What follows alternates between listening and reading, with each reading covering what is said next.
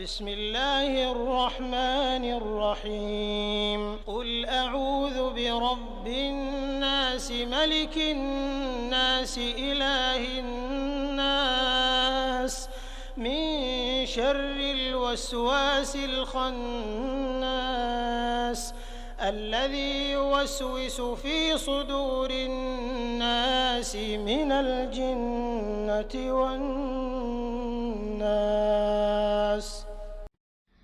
السلام علیکم ورحمۃ اللہ وبرکاتہ. اعوذ باللہ من الشیطان الرجیم. بسم اللہ الرحمن الرحیم. قل اعوذ برب الناس ملک الناس الہ الناس من شر الوسواس الخناس الذي يوسوس في صدور الناس من الجنة والناس. قل کہہ دیجئے، اعوذ میں پناہ مانگتا ہوں، بربی پروردگار کی، الناس لوگوں کے، مالکی حقیقی بادشاہ کی، الناس لوگوں کے، الہی معبود برحق کی، الناس لوگوں کے، من سے، شری شر، وسواس وسوسہ انداز کے، خناس پیچھے ہٹ جانے والے کے، الذی وہ جو، یوسوسو وسوسہ ڈالتا ہے، فی میں، صدوری دلوں میں، الناس لوگوں کے، من سے، جنتی جنات میں سے، والناس اور انسانوں میں سے. نحمدہ ونصلی علی رسولہ الکریم. رب اشرح لی صدری ویسر لی امری واحلل عقدۃ من لسانی یفقہوا قولی. اللہم ارنا الحق حقا وارزقنا اتباعہ وارنا الباطل باطلا وارزقنا اجتنابہ. آمین یا رب العالمین. الحمدللہ، اللہ تعالیٰ کا بے حد شکر احسان ہے. اس کی توفیق سے، اس کی مدد سے، اس کے فضل اور اس کے کرم سے ہم آج اس سپارے کی آخری صورت تک پہنچ گئے. الحمدللہ، یہ اللہ تعالیٰ کا بہت خصوصی فضل ہے ہمارے اوپر، اور کہ اس نے ہمیں اس سپارے کو سمجھنے کی اس کوشش میں ہماری مدد فرمائی اور ہم آخری سپارے کی اس صورت تک پہنچ گئے الحمدللہ. اور پچھلی دفعہ جیسے کہ سورہ فلق کے حوالے سے ہم نے دیکھا تھا کہ یہ معوذتین ان کو کہا جاتا ہے، پناہ مانگنے والی دعائیں یا پناہ مانگنے والی صورتیں، اور ان دونوں کی فضیلت بھی مشترکہ احادیث میں ہمیں ملتی ہے. اور یہ ہر طرح کے شر سے محفوظ رہنے کے لیے یہ دعائیں اللہ تعالیٰ نے انسان کو سکھائی ہیں، تاکہ وہ ان کو پڑھ کر ہر طرح کے شر، فتنوں سے اور ظاہری اور باطنی تمام نقصانات سے اللہ کی پناہ میں آ جائے اور وہ محفوظ ہو جائے. ترمذی اور نسائی کی ایک روایت ملتی ہے کہ آپ صلی اللہ علیہ وسلم انسانوں اور جنوں کی نظر سے پناہ مانگا کرتے تھے. جب یہ دونوں صورتیں نازل ہوئیں تو آپ صلی اللہ علیہ وسلم نے اور سب باقی چیزوں کو چھوڑ دیا اور ان کو اپنا معمول بنا لیا. یہ ترمذی اور نسائی کی روایت ہے. تو اس سے ہمیں یہ معلوم ہوتا ہے کہ ہمارے پاس بھی یہ دونوں بہترین صورتیں موجود ہیں، تو اور باقی کسی اور چیزوں کی ضرورت نہیں. ٹونے ٹوٹکے یا خود ساختہ بہت سارے عمل جو لوگ اختیار کرتے رہتے ہیں، تو جب یہ سنت سے اور صحیح احادیث کے حوالے سے ہمیں معلوم ہو گیا تو پھر ہم اس کو کیوں نہ اختیار کریں اور اللہ کی پناہ میں آ جائیں. صحیح احادیث سے ہمیں معلوم ہوتا ہے کہ آپ صلی اللہ علیہ وسلم ہر رات کو سوتے وقت اور خاص طور پر بیماری کی حالت میں معوذتین اور بعض روایات کے مطابق معوذات یعنی قل هو اللہ احد اور یہ قل اعوذ برب الفلق اور قل اعوذ برب الناس، تین صورتیں 3 مرتبہ پڑھ کر اپنے دونوں ہاتھوں پر پھونکتے اور سر سے لے کر پاؤں تک پورے جسم پر ہاتھوں کو پھیرتے. جہاں جہاں تک بھی آپ صلی اللہ علیہ وسلم کے ہاتھ پہنچ سکتے تھے آپ ان کو پھیرتے تھے. اور آخری بیماری میں جب آپ صلی اللہ علیہ وسلم کے لیے خود ایسا کرنا ممکن نہ رہا تو حضرت عائشہ صدیقہ رضی اللہ تعالی عنہا نے یہ صورتیں بطور خود یا حضور صلی اللہ علیہ وسلم کے حکم سے پڑھیں اور آپ کے دست مبارک کی برکت کے خیال سے آپ ہی کے ہاتھ لے کر آپ صلی اللہ علیہ وسلم کے جسم پر پھیرتی تھیں. اور یہ روایات صحیح سند کے ساتھ میں بخاری مسلم، نسائی، ابن ماجہ، ابو داود اور موطا امام مالک میں موجود ہے۔ احادیث سے ہمیں یہ بھی معلوم ہوتا ہے کہ حضرت عبداللہ بن عباس رضی اللہ تعالیٰ عنہ کی طویل روایت ہمیں ملتی ہے، جس کے آخر میں آپ صلی اللہ علیہ وسلم فرماتے ہیں کہ میری امت کے وہ لوگ بغیر حساب کی جنت داخل ہوں گے جو نہ داغنے کا علاج کراتے ہیں، نہ جھاڑ پھونک کراتے ہیں، نہ فال لیتے ہیں، بلکہ اپنے رب پر توکل کرتے ہیں۔ یہ مسلم کی روایت ہے۔ حضرت مغیرہ بن شعبہ کی روایت ملتی ہے، آپ صلی اللہ علیہ وسلم نے فرمایا کہ جس نے داغنے سے علاج کرایا اور جھاڑ پھونک کرائی وہ اللہ پر توکل سے بے تعلق ہو گیا۔ یہ ترمذی کی روایت ہے۔ بعض احادیث سے یہ بھی ہمیں معلوم ہوتا ہے کہ ابتدا میں آپ صلی اللہ علیہ وسلم نے جھاڑ پھونک سے بالکل منع فرما دیا تھا، لیکن بعد میں اس شرط کے ساتھ آپ صلی اللہ علیہ وسلم نے اجازت دی کہ اس میں شرک نہ ہو، اللہ کے پاک ناموں یا اس کے کلام سے جھاڑا جائے، کلام ایسا ہو جو سمجھ میں آئے اور یہ معلوم کیا جائے کہ اس میں کوئی گناہ کی چیز تو نہیں ہے، اور پھر بھروسہ جو ہے وہ اس جھاڑ پھونک پر نہیں کیا جائے کہ وہ بجائے خود شفا دے سکتی ہے یا دینے والی ہے، بلکہ اللہ پر اعتماد کیا جائے کہ وہ چاہے گا تو اسے نفع بنا دے گا، اس سے شفا مل جائے گی ورنہ نہیں مل سکتی۔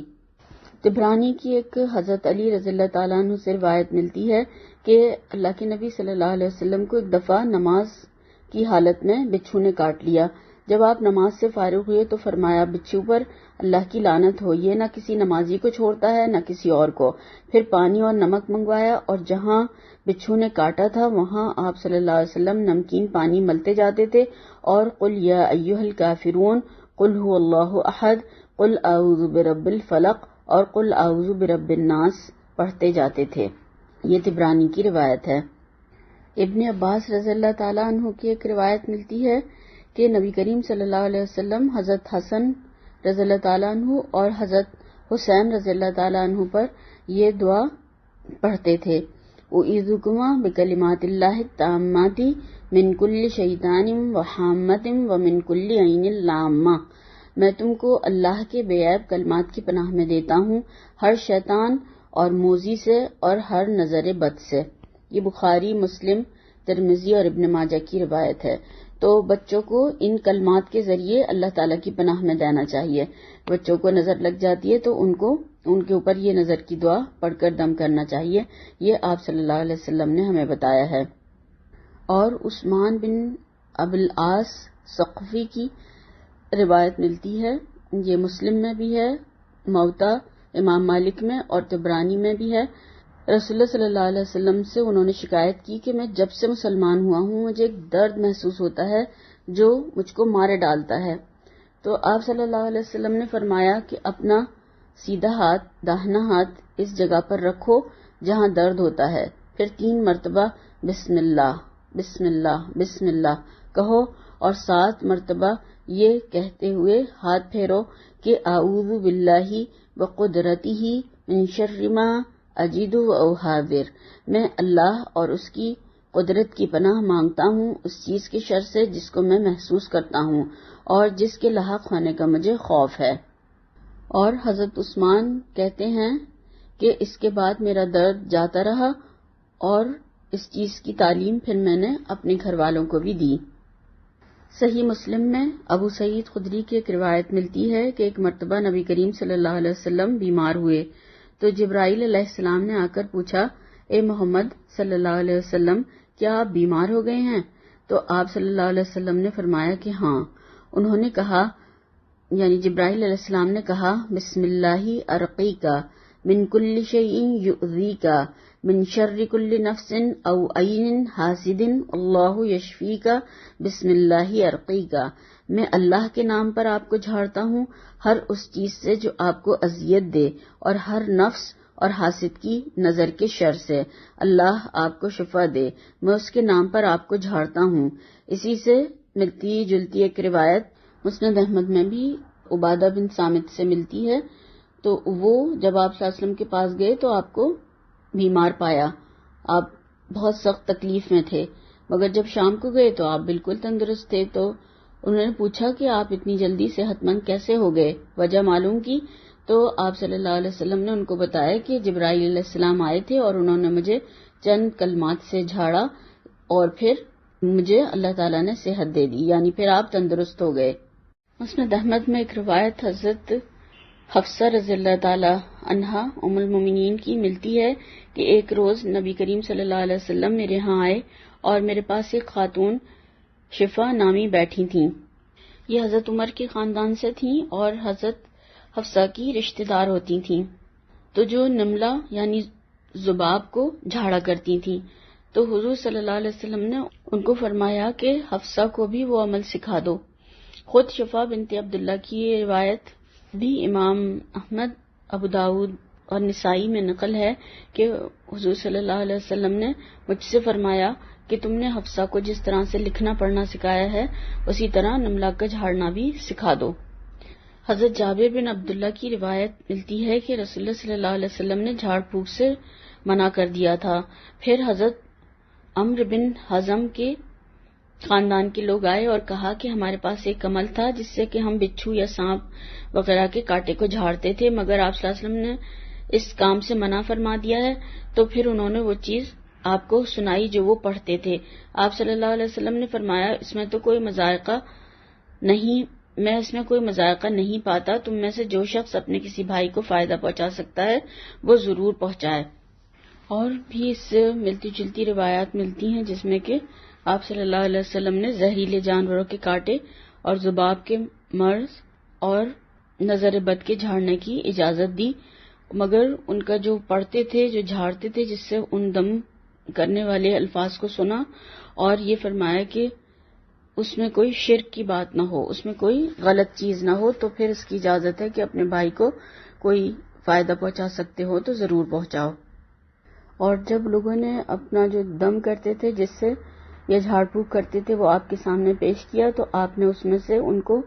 وہ چیزیں بتائیں کہ فلاں فلاں چیزیں نکال دو اور فلاں چیزیں رکھو باقی، یعنی وہ اس میں سے بھی آپ نے اصلاح فرما دی کہ کیا پڑھ سکتے ہو اور کیا نہیں پڑھ سکتے ہو۔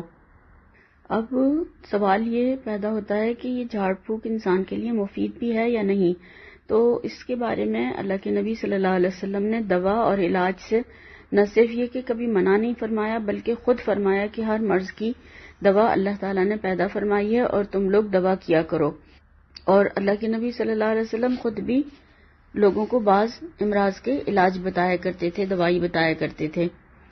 البتہ یہ بات صحیح نہیں ہے کہ دوا اور علاج کو چھوڑ کر جہاں وہ میسر بھی ہو، یعنی انسان کروا بھی سکتا ہو، جان بوجھ کر اسے چھوڑ دیا جائے اور صرف جھاڑ پھونک پر ہی اکتفا کیا جائے، اور کچھ لوگ عملیات اور تعویذوں کے مطب کھول کر بیٹھ جائیں اور اس کو ہی کمائی کا ذریعہ بنا لیں، تو اس کی اجازت نہیں دی گئی ہے۔ اب تھوڑا سا اس کو آیتوں کے حوالے سے دیکھتے ہیں۔ اللہ تعالیٰ نے اس میں ہمیں تعلیم دی ہے، فرمایا قل اعوذ برب الناس، کہو میں پناہ مانگتا ہوں انسانوں کے رب کی، مالک الناس انسانوں کے بادشاہ کی، الہ الناس انسانوں کے حقیقی معبود کی۔ سب سے پہلا لفظ جیسے کہ ہم نے پچھلی سورت میں بھی، سورہ فلق میں بھی پڑھا تھا،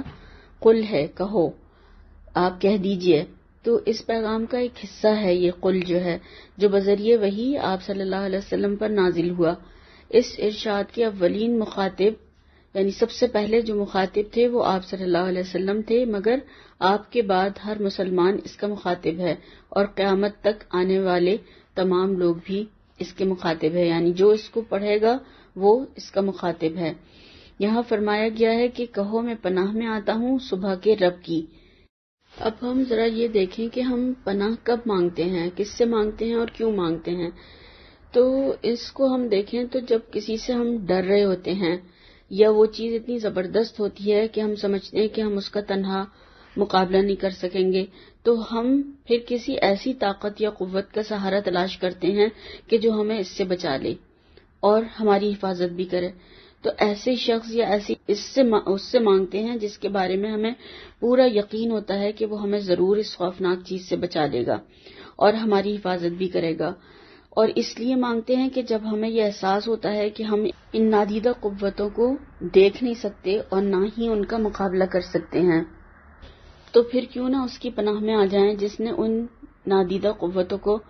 پیدا فرمایا ہے اور وہی سب کا مالک ہے۔ اس بات کو ہم بچے کی مثال سے خوب سمجھ سکتے ہیں کہ ایک بچہ جب کسی چیز سے خوفزدہ ہو جاتا ہے، وہ ڈر جاتا ہے، تو وہ سیدھا اپنے ماں باپ کی طرف بھاگتا ہے اور بھاگ کر جلدی سے وہ ماں کے یا باپ کی گود میں چڑھ جاتا ہے۔ تو اس ننھے سے بچے کو یہ احساس ہوتا ہے کہ یہ میری پناہ گاہ ہیں اور یہ مجھے ہر طرح کی جو بھی مجھے تکلیف پہنچنے والی ہے اس سے مجھے بچا لیں گے۔ تو اسی وجہ سے وہ ہر خطرے کے وقت اپنے ماں باپ کی طرف بھاگتا ہے۔ تو اسی لیے ہم اللہ تعالیٰ سے اس عقیدے کے تحت پناہ مانگتے ہیں کہ وہ ہستی جو عالم اسباب پر حکمراں ہے وہ ہر اس شخص کی ضرور حفاظت کر سکتی ہے کہ جو اس کی پناہ میں آنا چاہے۔ تو اس صورت میں اللہ تعالیٰ نے اپنی 3 صفات کا ذکر فرمایا ہے: ربوبیت، ملوکیت اور الوہیت۔ ربوبیت یعنی رب کے بارے میں ہم نے سورہ فاتحہ میں پڑھا تھا، رب العالمین۔ تو رب وہ ہے جو ذرے کو کمال تک پہنچاتا ہے، جو تمام مخلوق کا پروردگار، مربی، مالک اور آقا ہے۔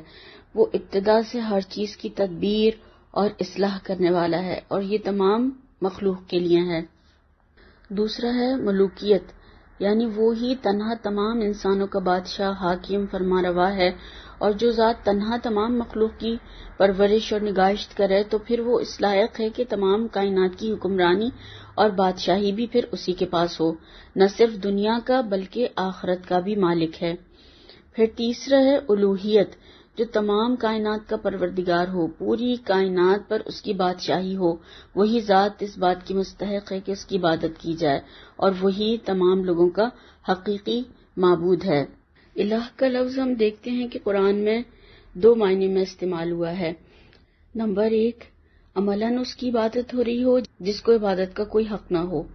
اور کسی معبود کو الہ ہونے کا حق نہیں، پھر بھی لوگ ان کی عبادت کر رہے ہیں، ان کو پوج رہے ہیں۔ اور دوسرے معنی میں یہ کہ جسے عبادت کا حق پہنچتا ہو اور وہ حقیقت میں معبود ہو، خواہ لوگ اس کی عبادت کریں یا نہ کریں۔ تو اللہ کے لیے جہاں بھی قرآن میں یہ لفظ استعمال ہوا ہے اسی معنی میں آیا ہے۔ اللہ ہر چیز کا رب ہے، ہر چیز کا بادشاہ ہے اور ہر چیز کا معبود ہے، اور تمام چیزیں مخلوق، مملوک اور اس کی غلام ہیں۔ تو پناہ مانگنے والوں کو حکم دیا گیا کہ جس میں یہ تینوں کمال کی صفات موجود ہوں، پائی جاتی ہیں، تو پھر اس کی پناہ میں آ جاؤ، اس وسوسہ ڈالنے والے کے شر سے جو کہ وسوسہ ڈال کر پیچھے ہٹ جاتا ہے، اور کیونکہ وہ اپنی تمام مخلوق پر بخوبی قادر ہے اور کوئی اس پر قدرت نہیں رکھتا، تو وہ پھر ان شرور سے ہماری حفاظت فرمائے گا۔ پھر فرمایا من شر الوسواس الخناس، اس وسوسہ ڈالنے والے کے شر سے جو بار بار پلٹ کر آتا ہے۔ اب یہ دیکھنا ہے کہ یہ وسواس اور خناس کیا ہے۔ وسواس کے معنی ہے بار بار وسوسہ ڈالنے والا، اور وسوسے کے معنی ہے ایسے طریقے سے کسی کے دل میں بری بات یا برا خیال ڈالنا کہ اس کو پتہ بھی نہ چلے کہ کوئی یہ بری باتیں یا وسوسہ انداز اس کے دل میں ڈال رہا ہے۔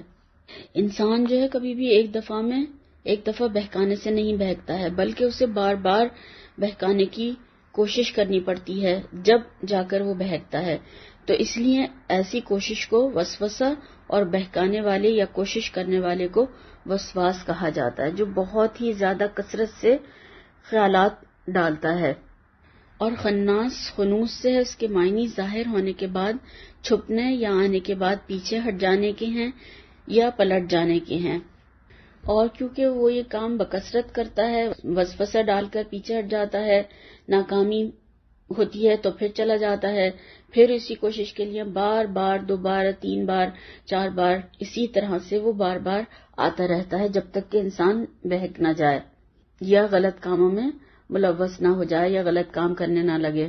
وسوسہ جو ہے عمل شر کا نقطۂ آغاز ہے، یعنی ابتدائی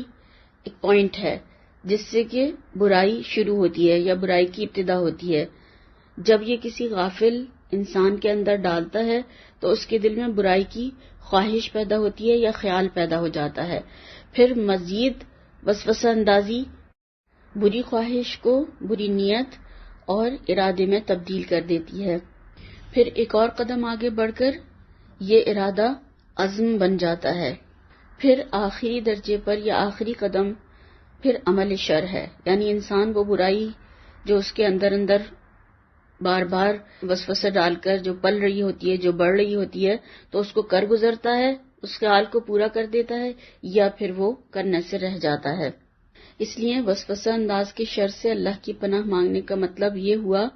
کہ شر کا جہاں سے آغاز ہوتا ہے، جس مقام سے شر کی ابتدا ہو رہی ہے، اللہ تعالیٰ اسی مقام پر اس کا قلقمہ کر دے اور مجھے اس سے بچا لے۔ اسی لیے اللہ تعالیٰ نے ہمیں قرآن کریم میں دعائیں سکھائی ہیں کہ اگر تم شیطان کی اکساہٹ محسوس کرو تو فوراً اللہ کی پناہ میں آ جایا کرو۔ سورہ اعراف آیت نمبر 200 میں اللہ تعالیٰ کا ارشاد ہے، وَإِمَّا يَنزَغَنَّكَ مِنَ الشَّيْطَانِ نَزْغٌ فَاسْتَعِذْ بِاللَّهِ،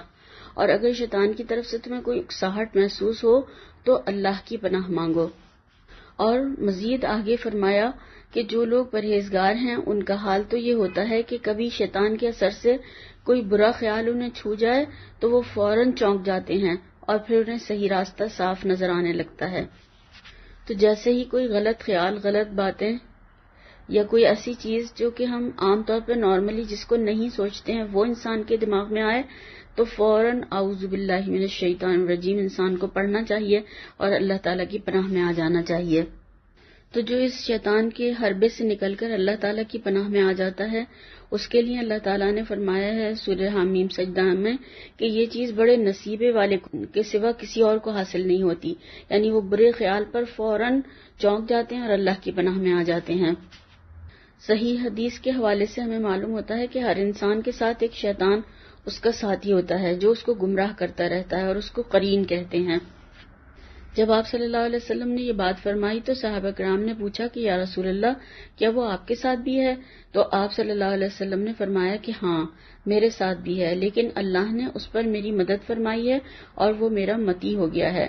مجھے خیر کے علاوہ کسی اور کام کا حکم نہیں دیتا۔ یہ صحیح مسلم کی روایت ہے۔ صحیح بخاری میں ایک واقعہ ملتا ہے کہ ایک بار آپ صلی اللہ علیہ وسلم اعتکاف میں بیٹھے تھے کہ آپ کی زوجہ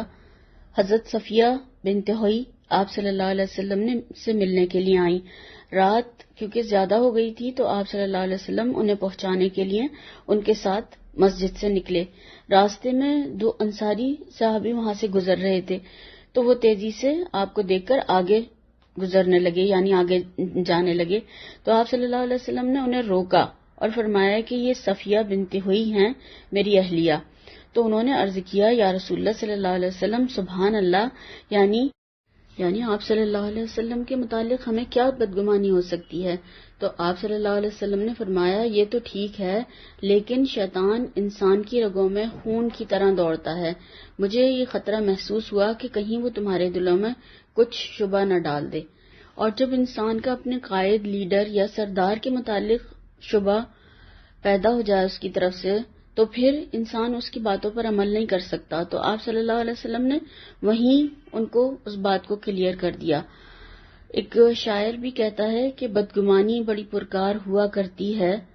اپنے پتھر سے ہی سر اپنا بچائے رکھیے، کیونکہ یہ بدگمانی پھر نقطۂ آغاز ہوتی ہے اور پھر اس کے بعد میں پھر کہانی بنتی چلی جاتی ہے اور پھر غلط یہاں تک کہ انسان بہت ہی زیادہ غلط کاموں تک پہنچ جاتا ہے۔ مسند احمد کی ایک روایت ملتی ہے کہ آپ صلی اللہ علیہ وسلم کے پیچھے آپ کی سواری پر بیٹھنے والے کا بیان ہے کہ ایک دفعہ آپ کے گدھے نے آپ صلی اللہ علیہ وسلم کو گرا دیا تو میں بولا شیطان غارت ہو، فرمایا یہ نہ کہو کیونکہ تمہارے کوسنے سے شیطان اور پھول جائے گا اور کہے گا کہ میں نے اپنی طاقت سے اسے گرا دیا، لیکن اس کے برعکس اگر بسم اللہ کہو گے تو وہ سکڑ کر مکھی کی طرح سے ہو جائے گا۔ تو اس سے یہ معلوم ہوا کہ جب ہم اللہ کا نام لیتے ہیں تو شیطان سکڑ جاتا ہے اور جب اس کا ذکر چھوڑ دیتے ہیں تو وہ پھول جاتا ہے اور غلبہ پا لیتا ہے۔ اور جب سواری بھی پھسلتی ہے تو آپ صلی اللہ علیہ وسلم بسم اللہ پڑھا کرتے تھے۔ بچے بھی یا گرتے ہیں یا کوئی اور اس طریقے کی کوئی چیز ایک دم سے ہو جاتی ہے تو اس میں بسم اللہ ہی پڑھنا چاہیے۔ نماز میں شیطان کس طرح سے انسانوں کو تھپکی دیتا ہے اور ستاتا ہے۔ مسجد میں نمازی کے پاس شیطان آ کر اسے تھپکی دیتا ہے کہ جیسے کہ کوئی اپنے جانور کو تھپکتا ہے، پھر اگر یہ خاموش کھڑا رہتا ہے تو شیطان اس کی ناک میں نکیل اور منہ میں لگام چڑھا دیتا ہے۔ ابو ہریرہ رضی اللہ تعالیٰ عنہ کہتے ہیں کہ تم اسے دیکھتے بھی ہو، دیکھو نکیل والا تو وہ ہے جو ایک طرف جھکا کھڑا ہو اور اللہ کا ذکر نہ کرتا ہو، اور لگام چڑھا ہوا وہ ہے جو منہ کھولے اور اللہ کا ذکر نہ کرے، یعنی جوائیاں لے رہے ہوتے ہیں اور اس میں اللہ کا ذکر نہیں ہوتا۔ یہ مسند احمد کی روایت ہے۔ تو نماز میں اونگنے سے اور جوائیاں لینے سے سختی کے ساتھ میں پرہیز کرنا چاہیے، ورنہ یہ شیطان جو ہے پھر اس پر غلبہ پا لیتا ہے۔ پھر فرمایا الذی یوسوس فی صدور الناس من الجنۃ والناس، جو لوگوں کے دلوں میں وسوسہ ڈالتا ہے، خواہ وہ جنوں میں سے ہو یا انسانوں میں سے۔ یعنی یہ وسوسہ انداز جو ہے وہ انسان کا دل جو ہے وہ صدر مقام ہے ایک طریقے سے، تو اس کو پکڑ لیتا ہے، اس میں وسوسے ڈالتا ہے، اس کے اندر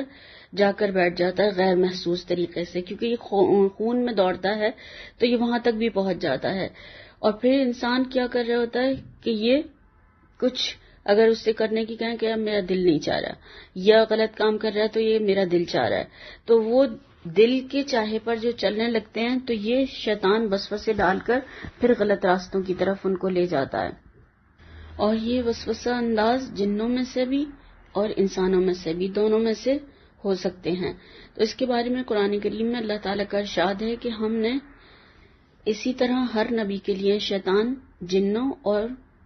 شیطان انسانوں کو دشمن بنا دیا ہے، جو ایک دوسرے پر خوش آئند باتیں القا کرتے رہتے ہیں فریب کے طور پر۔ تو اس سے یہ بات بتائی گئی کہ شیطان جو ہیں جنات میں سے بھی ہیں اور انسانوں میں سے بھی ہوتے ہیں۔ امام احمد، نسائی اور ابن حبان ابو ذر رضی اللہ تعالیٰ عنہ کی ایک روایت نقل کرتے ہیں کہ ایک دفعہ میں مسجد میں آپ صلی اللہ علیہ وسلم کے پاس آ کر بیٹھ گیا تو آپ صلی اللہ علیہ وسلم نے پوچھا، ابو ذر تم نے نماز پڑھ لی ہے؟ میں نے عرض کیا نہیں پڑھی ہے۔ آپ صلی اللہ علیہ وسلم نے فرمایا اٹھو اور نماز پڑھو۔ آخر میں نے اٹھ کر نماز پڑھ لی اور آپ صلی اللہ علیہ وسلم کے پاس واپس آ کر بیٹھ گیا تو آپ صلی اللہ علیہ وسلم نے فرمایا، اے ابو ذر، شیاطین انس اور شیاطین جن کی شرارت سے اللہ تعالیٰ کی پناہ مانگو۔ میں نے عرض کیا، اے اللہ کے رسول صلی اللہ علیہ وسلم، کیا انسانوں میں بھی شیطان ہوتے ہیں؟ تو آپ نے فرمایا کہ ہاں۔ تو یہ انسانی شیطان تو اور خطرناک ہوتے ہیں، اور اپنے قریبی ہوں، دوست ہیں، احباب ہیں، یا ملنے والے ہیں، یا پھر رشتہ دار ہیں، یا پھر گھروں میں بھی ہو سکتے ہیں، کوئی بھی ہو سکتا ہے۔ تو یہ سارے جو ہیں مل کر غلط راستے کی طرف اگر خود چل رہے ہوں تو پھر وہ جو صحیح راستے پر چل رہا ہے اسے بھی نہیں رہنے دیتے، اور اس طریقے سے انسان غلط کاموں کو کرتا چلا جاتا ہے۔ اور یہ اپنے راستے پر کیسے لگاتے ہیں، کیسے بہکاتے ہیں؟ اچھا بھلا کوئی انسان نیکی کا کام کر رہا ہوتا ہے اور اسے اس راستے سے کس طریقے سے ہٹاتے ہیں لوگ، جیسے کہ کوئی اگر قرآن پڑھ رہا ہے یا سمجھنے کی کوشش کر رہا ہے، یا کوئی دوسرا شخص اس سے ملنے کے لیے آیا اور اس سے کہتا ہے کہ یہ تم نے کیا کام شروع کر دیا ہے، قرآن تو تمہیں پڑھنا آتا ہی ہے، تو یہ بس کافی نہیں ہے کیا پڑھنا اس کا، اب اس کو زیادہ پڑھنے سے لوگ بھٹک جاتے ہیں۔ تو اس میں نعوذ باللہ من ذالک اس طریقے سے لوگ جو ہیں گمراہ کرتے ہیں اور کہتے ہیں کیا تفسیریں پڑھنے کی ضرورت ہے، وہ تو جو مفتی ہیں یا پھر جو امام ہیں وہ پڑھیں، تمہیں پڑھنے کی کیا ضرورت ہے، اس کو جتنا زیادہ بس اتنا ہی کافی ہے کہ بس تلاوت کی جائے اور اس حد تک رہنے دو، تو بس اتنا ہی پڑھنا کافی ہے، اور زیادہ سمجھنے پڑھنے کی کوئی ضرورت نہیں ہے، کون سا ہمیں مولوی بننا ہے۔ تو ان باتوں سے بہت سارے لوگ بہک جاتے ہیں اور پھر اس راستے کو چھوڑ دیتے ہیں۔ تو یہ انسانی شیطان ہوتے ہیں جو اسے صحیح راستے سے غلط راستے کی طرف لے جاتے ہیں۔ ایک خاتون نے اپنی بیٹی کو قرآن پڑھنے کے لیے اور سمجھنے کے لیے، یعنی اس کی تفسیر اور حفظ وغیرہ کے لیے جب کسی کے پاس بٹھایا تو ان کی رشتہ دار آ کر کہنے لگی کہ یہ تم نے کیا کر دیا، تم تو بہت غلط اور گناہ کا کام کرنے جا رہی ہے۔ تو وہ پریشان ہو گئی، انہوں نے کہا کہ یہ اس میں گناہ کیسے ہوگا، میں نے تو اپنی بیٹی کو قرآن پڑھنے کے لیے بٹھایا۔ تو اس عورت نے اس طرح سمجھایا ان کو کہ کل تم اپنی بیٹی کی شادی کر دو گی، یہ بچوں میں پڑ جائے گی، گھرداری میں لگ جائے گی اور پھر یہ قرآن نہیں پڑھ سکے گی، تو پھر اس کا سارا گناہ بھولنے کا یا نہ پڑھنے کا وہ تمہارے سر آئے گا۔